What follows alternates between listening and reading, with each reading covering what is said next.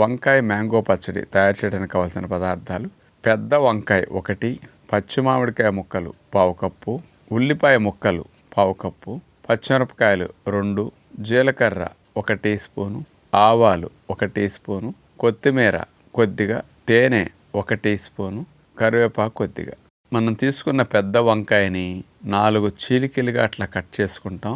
దానిపైన బ్రష్తో మేగడ రాసేసి ఆ వంకాయని స్టెయిన్లెస్ స్టీల్ జాలి మంట మీద పెట్టేసి మంట మీద వంకాయని అట్లా కాల్చుకుంటాం. ఆ వంకాయ మంట మీద అట్లా చక్కగా మగ్గి కాలి కమ్మగా ఉంటుంది.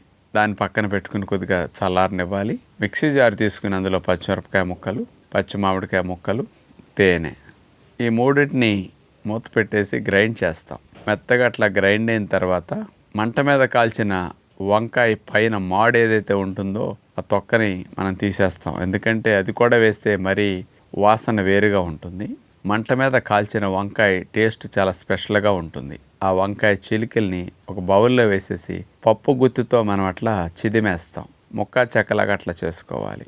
అందులో కొద్దిగా పసుపు, పచ్చి ఉల్లిపాయ ముక్కలు, కొత్తిమీర, వేరుశెనగపప్పుల పొడి కూడా ఇందులో వేసేసి కలిపేస్తాం. పచ్చి మామిడికాయ పేస్ట్ మనం ఏదైతే చేసుకున్నామో అది ఇందులో పోసేసి కలిపేస్తాం. అంటే వంకాయ అలా పలుచగా వంకాయ పచ్చడి సిద్ధం చేసుకున్నాక ఫైనల్గా చిన్న బాండీ తీసుకుని అందులో ఆవాలు, జీలకర్ర, కరివేపాకు, ఇంగువ పొడి ఇవి వేసేసి తాలింపు కొద్దిగా వేగనిస్తాం.